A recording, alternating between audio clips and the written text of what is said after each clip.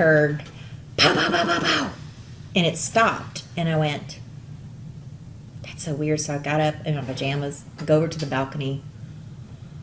My neighbors were underneath me. I said, did y'all hear that? And they said, yeah. I said, I don't think that was a car or firecrackers. That sounded like gunshots. So then we saw people running. I was like, oh my God, that's an active shooter. So I wasn't in my head at that moment. I'm thinking, I'm not going anywhere.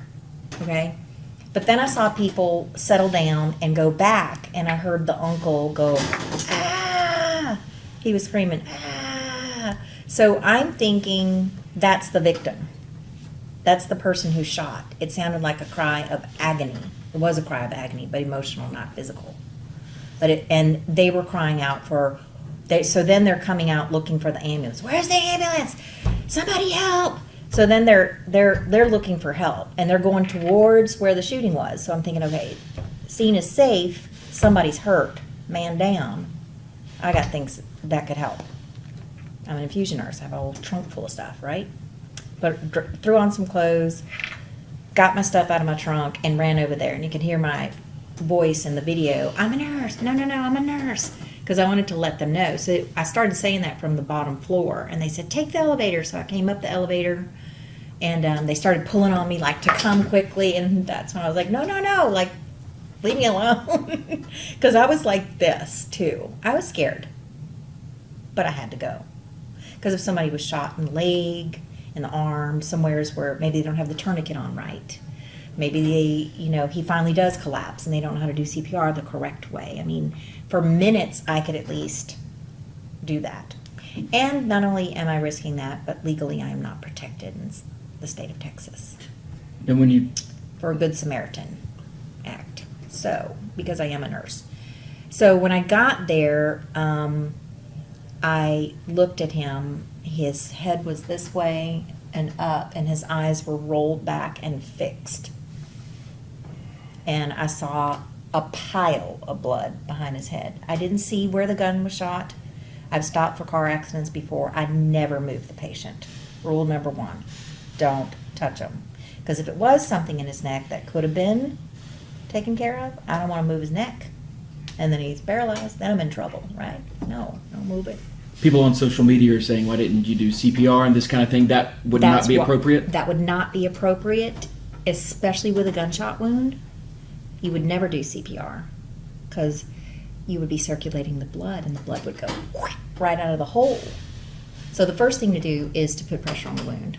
That was too late. I checked his pulse.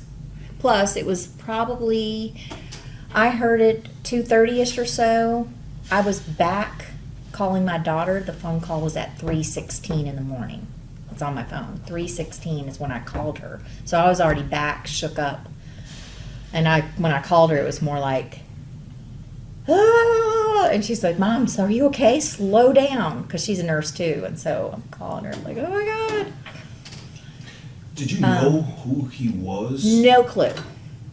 It was my 28-year-old girlfriend that's a nurse that said, Jody, do you know who that is? And I'm like, who? No clue. He was a human being. That's it. Talk a little bit more about what you just said. You said you were scared, but you had to go. Because I heard somebody crying out for help. And I thought at least I could get them stabilized or just sit there with them until the EMS got there. I've stopped for like car accidents and stuff before. I don't move them out of the vehicle, but I'll hold their hand. One of the ladies, I went and got her child out of school.